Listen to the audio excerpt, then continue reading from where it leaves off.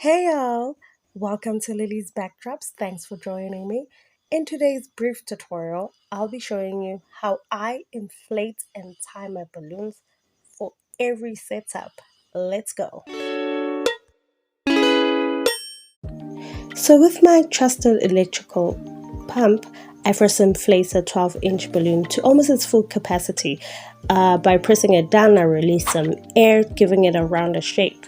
I then move on to the 18-inch balloon, repeat the same step, inflate, press down, release some air, and tying them together into a pair.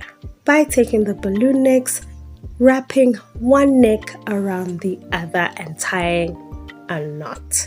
So when I'm inflating 12-inch balloons, I always inflate them two at a time. I press down the balloons on the floor or on my thighs, releasing some air, then tie the two into a pair. So the reason why I release air from the balloons is to avoid the balloons from being overinflated, which makes the balloons less likely to pop. And it makes it easier to maneuver the balloons once you're building your balloon garland.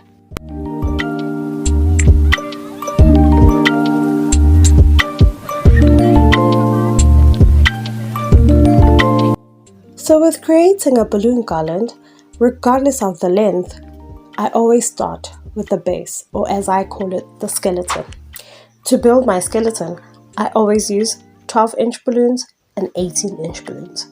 Occasionally, I may use 24 or 36-inch balloons to cover big spaces.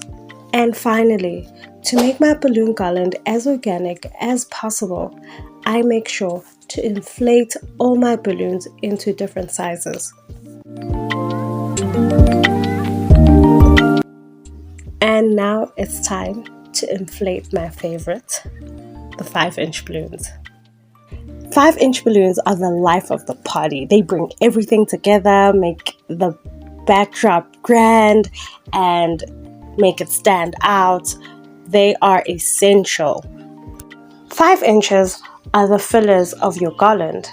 And so, once I'm done building the base of the skeleton of a garland, making sure I am happy with the thickness and the length, I will demonstrate how I create the skeleton of a garland on a separate video. So I always add the fillers, the 5-inch balloons, once I am done building the skeleton.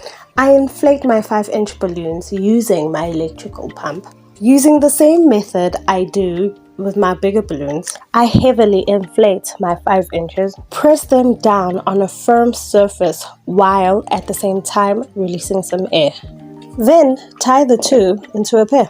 Remember, in order for you to tie the two balloons together, take the necks of the balloons, crisscross them, forming an X. Then take one of the necks, wrap it around the other balloon, and make a knot. It's that simple.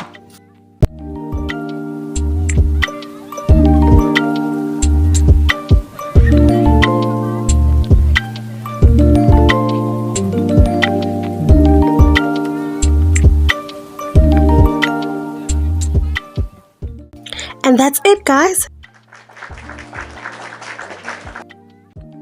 If you found any value in this video, please hit the subscribe button. I'll truly appreciate it. And if you're wondering, that's my brother back there, and he is part of Lily's Backdrops. And a quick side note, this is my first ever video. I will be producing more content and hopefully giving you better quality videos. So look out for those.